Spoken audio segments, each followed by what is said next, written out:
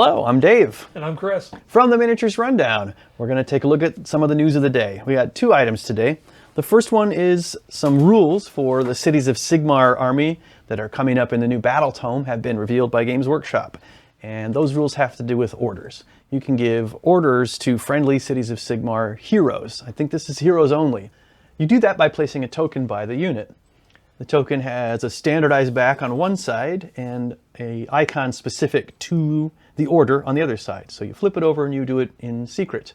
The tokens get triggered by whatever triggers the order. We'll talk a little bit about that to make that a little more clear. So we're looking at blind orders here, where the opponent can't tell what's coming at him.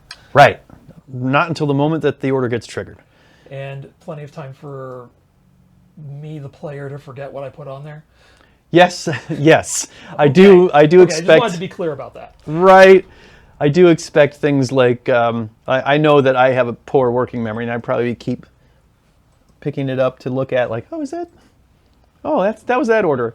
Another thing is that what these icons actually correspond to will be in pages in the Cities of Sigmar Battle Tome. So you might be kind of flipping back and forth between the Battle Tome and the little tokens, the actual tokens that you have, which will come with the Battle Tome, by the way. The tokens are included. Did they tell us how many orders there's going to be? No, but they gave us a preview of 2 of them. Okay. We do know what pages they'll be on in the Battle Tome, so we can take a guess maybe. It says pages 98 to 99. Of course, they could be partial sections of those pages. You know, it might start at the bottom of 98 and only go to the middle of 99. I don't know, but it sounds like it'll be more than just these 2. How many more? We don't know yet. The first one they show us is called Advance in Formation. And each of these orders I thought sounded complicated when I read them, but when I understood what they do, they're not that difficult. So Advance in Formation is, you can reveal this order at the start of your movement phase. So that's when you flip it and say, ha! Advance in Formation! And you're required to yell it like that. No, you're not, I'm kidding. But until the end of that... Advance in Formation! Well, Advance in Formation, mate! There you go. There you go. He does a better accent. I'm sorry, I didn't mean to one-up you. That's quite rude. That's okay. I'm quite a rude person. All right, so you flip this one over, and the way this one works is it will be triggered during the movement phase. You would flip over that token that you have on the hero you chose, and then what you can do is add 3 inches to the move characteristic of friendly Cities of Sigmar units that start a normal move within 3 inches of that hero. Also would apply to friendly Castellite units that have the fortified position ability, and they can establish a fortified position even if they made a normal move. Normally they can't do that. They can't have moved to establish their fortification if they are within 3 inches of the hero with the order. Make sense to you? Maybe. I think I get it. I don't know. I don't know. You get down into technical details here. So anything that's within 3 inches, at least they didn't say wholly within 3 inches. So right. If you're within 3 inches of them, when you declare your normal move, you get to move. Now, if the hero has moved, I want to know if the order comes with him, so we can, like, he's got one group of guys here, and he moves them, and then he runs over here, and there's another group of guys, and then they're now within 3 inches.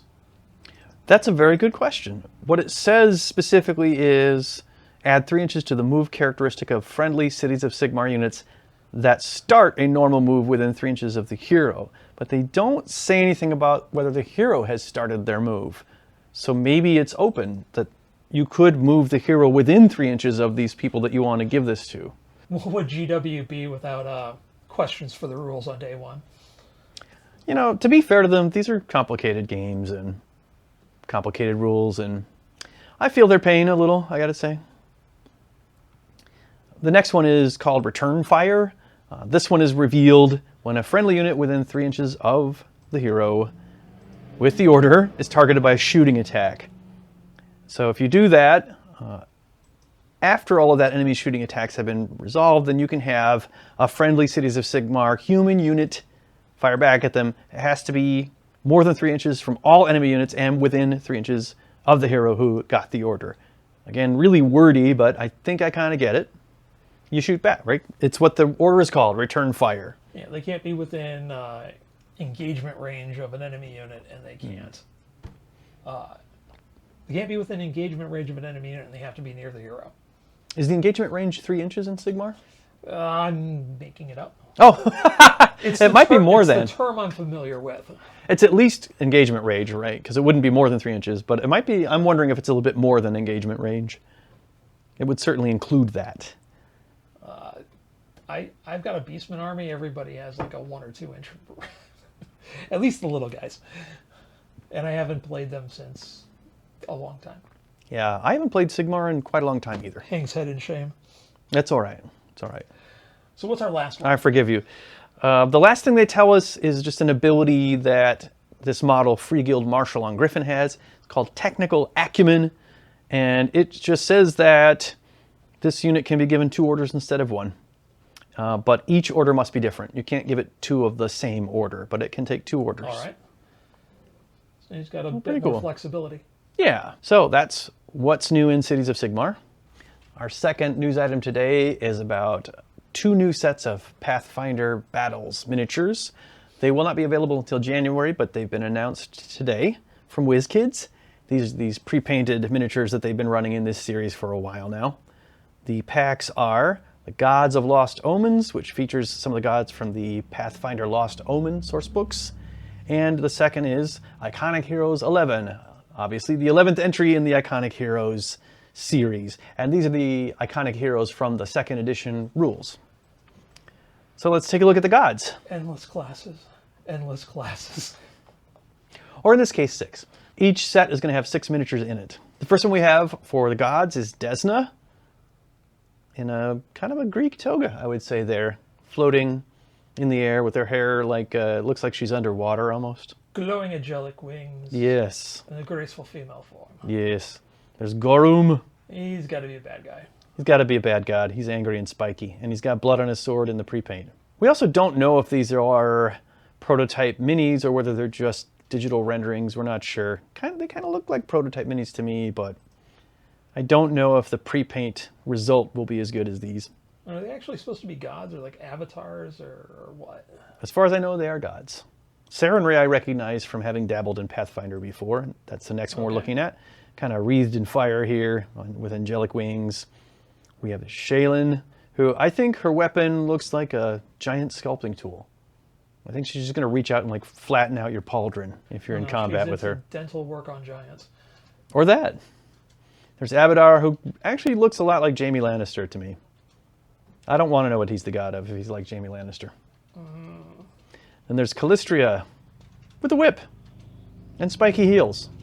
Say no more. Then we have the 6 iconic heroes from that set. There is Droven, the iron-armed orc here with his hammer. And this is his little buddy, Werp, who is, yes, a construct that was made to be a walking toolbox. Next one is Mios, who looks to me like he put on Velcro underwear and then just walked through some royal wardrobes and like whatever stuck to him. That's just what he's wearing. He's been traveling through 40K and the Age of Sigmar. He has. All that iconography. Apparently both. Yeah. Wrong universe, dude. We have Nalmika, who is a dwarf that looks like she does not take your guff. And she's got a large firearm there. And there's Thalion, or Talion, or Talion, however you pronounce it. Got some magical energies swirling around him there.